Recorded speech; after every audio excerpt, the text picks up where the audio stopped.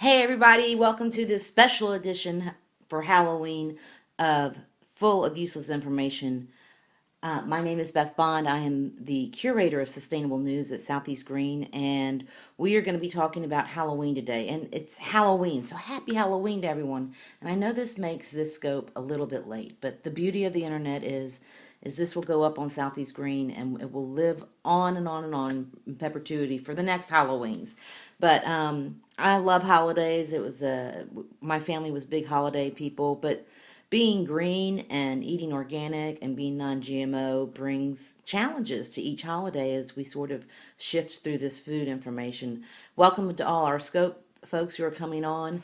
I want you to know that this is sort of silly, but I thought it was so much fun. If you tap hearts, you will get baseballs and bats because I use the hashtag Halloween and World Series. So you can see baseballs and bats. I'm not asking for hearts, but I thought it was sort of fun because if you switch it around, then you get baseball bats. So if you enjoy this information or just want to see the baseballs and the bats fly at the side, please tap on the screen. So, once again, I am with Southeast Green. We are the largest online news site for sustainable business and environmental policy in the Southeast.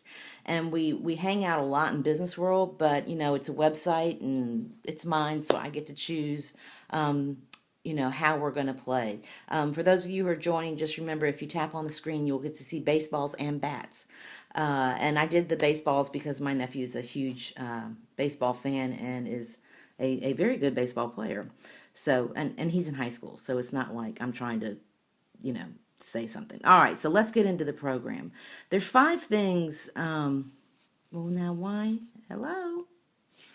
There's five things we need to be thinking about Halloween. Now, I've got all this stuff set up for y'all. There we go. About being green and non-GMO. And I tell you, it's really hard. I am an urban pioneer, and I live in a gentrified neighborhood, and I have plenty of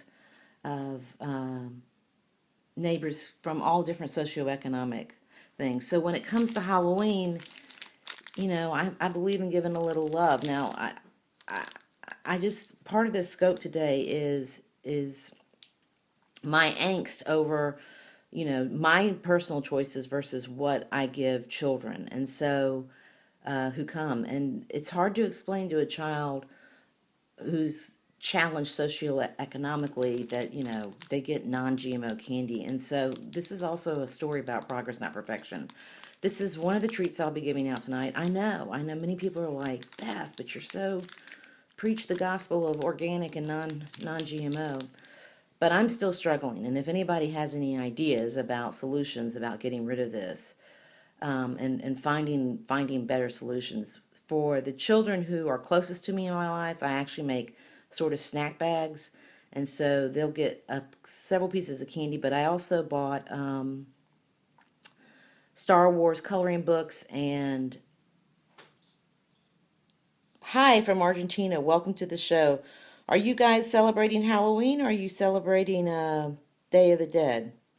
Let me know. I'll be curious.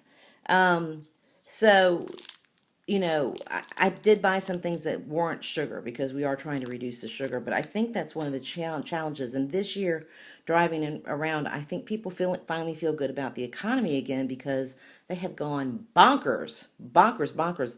I don't ever remember Halloween being so decorated this year. But just to know, Hershey's is saying they're getting, this is Mars, but Hershey's is saying they're getting rid of GE sugar. But just to read the label, that's the first thing. If you're really trying, if you're in a place where you really feel like you can give out candy without it being thrown away, because that's one of the things I want to talk about too. But this is the ingredients on that one Snickers bar is sugar, cocoa, butter, chocolate, skim milk, lactose, milk fat, soy lecithin, GMO, artificial flavor, who knows what that is, peanuts, corn syrup, GMO, sugar, palm oil, that's another thing. We always talk about reading the labels in GMO. Um, and but we don't talk about palm oil, and that's a big, big, heavy deforestation issue in Indonesia. So that's something else. I think one of the things we need to think about with sustainability is the holistic approach. We need to be holistic about this. Oh, thank you. I love the ghosts. Those are great. And so, not only when we're thinking about food and reading our labels do we need to think about GMOs and organics, but we also need to think about things like, well, if we put palm oil in our Snickers, does that mean we're deforesting the lungs of the earth in Indonesia, which Indonesia and the Amazon have the two biggest rainforests, I believe, but someone correct me if I'm wrong.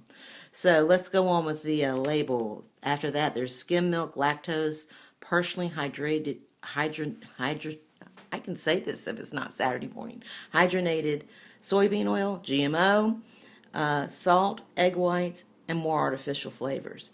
So, how do you tell an 11-year-old whose parents aren't, up with this kind of stuff? You can't have Snickers. You get something else.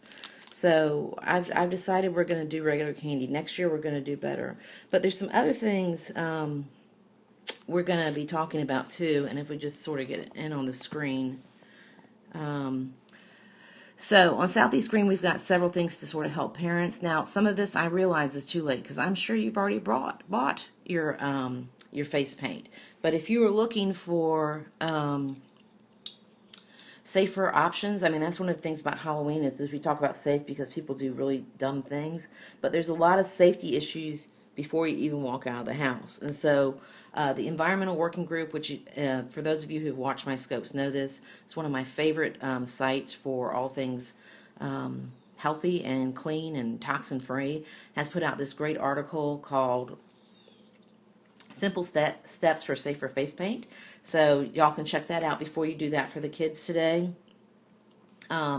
And then we've got another article on the site called 7 Spooky Schemes to Put a Little Green in Your Halloween. So that was put out by Gwinnett Clean and Beautiful. And then the next topic I really want to talk about is the waste. And so, people don't buy a pumpkin. When I was a kid, we bought one pumpkin and we all carved it together. Now a lot of families in our largesse, and especially for my friend in Argentina, in America it's all about bigger, better, and more. You see many families, each child gets a jack-o'-lantern. There are people who just decorate with pumpkins, and we have all sizes of pumpkins and colors of pumpkins, and it's really awesome. But you'll see 14, 15, 20 pumpkins in front of a house for decoration. And so what happens to all those pumpkins at the end? And pumpkins are big, they're heavy, they're full of water, and they go in our landfill and they fill up our landfills.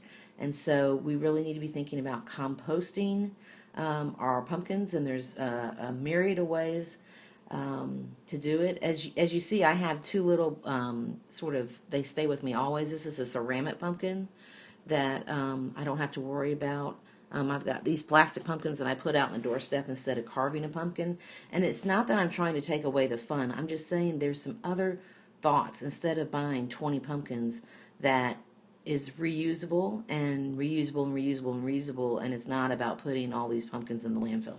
I'm not trying to put pumpkin owners out of business. I'm just saying that we might want to be a little more thoughtful with the number of pumpkins, because also remember, not only those pumpkins have to come to us, then they end up in the landfill, which I think I've already mentioned, but think about all the weight that we're transporting. That's a lot of weight.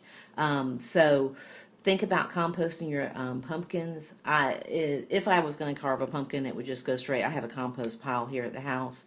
But there's other ways to do it. There's an event down in South Georgia that I have not put up on the site yet that will be happening, I think, tomorrow. And they actually let you come up and blow up your pumpkins. They do slingshots and axe the pumpkins and all that kind of stuff. And I asked the people who sent me the information, I said, hey, before you do all that stuff to pumpkins, will you please tell me what happens to all those pumpkins, because they're saving 6,000 pumpkins from the landfill. And she said, we actually pick up all the pumpkin pieces and compost them. I agree that we probably have overstepped where we've gone. It really starts to feel wasteful, and that's sort of the last thing is I'm looking for advice, because They're going to be, millions, millions of Snickers, all kinds of candy wrappers. What do we do with that waste? You know, is if we've got, millions and millions and millions of wrappers. And the other thing you're starting to hear is, parents don't stop trick or treating per se because it's so exciting, or people who are giving out, like, and I'm guilty too. I don't give out one piece of candy. I give out three pieces of candy. When I was a kid, you got one piece of candy, and that was great. But millions and millions, and people are like, we just throw the candy away. What? You throw the candy away?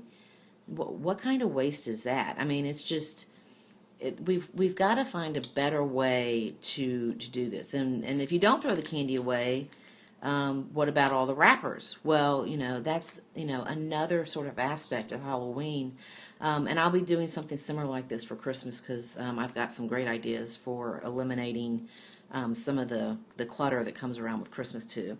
But I shouldn't say I have great ideas. I have found great ideas. And so I just, want us to be a little more thoughtful.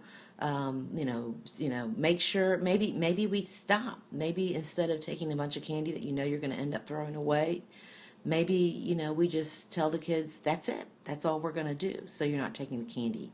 Maybe, I was thinking about like because there's this whole movement called switching the candy, where the children give all their candy, or they give half their candy, and then the parents give them a gift instead.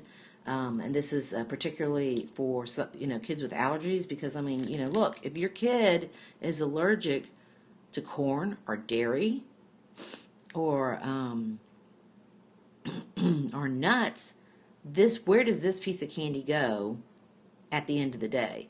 And so, you switch the candy out for a gift the next morning. Well, that's great, but what do you do with all that candy? It's like I will be at, Halloween this year is on a Saturday, and I will be at church tomorrow, and I guarantee you there's going to be tons and tons and tons of candy because we have food before the service. But that doesn't feel like a good solution either, and it still doesn't solve the problem with the individual wrappers. So I'm going to be exploring this topic a little bit more, and I'm hoping that people will come and let me know what they think about how we can sort of eliminate some of the waste and some of the excess. Because although we love to give, because then that's part of what this is that we love to give, we're also, dare I say, giving too much. So anyway, I hope everyone, I know that's probably a little heavy and deep for Halloween. I really do want people to enjoy their Halloween, but I also believe that we've found so many solutions to so many challenges that we can find a solution to this too. So I look forward to having the conversation deeper, and everyone have a great Halloween.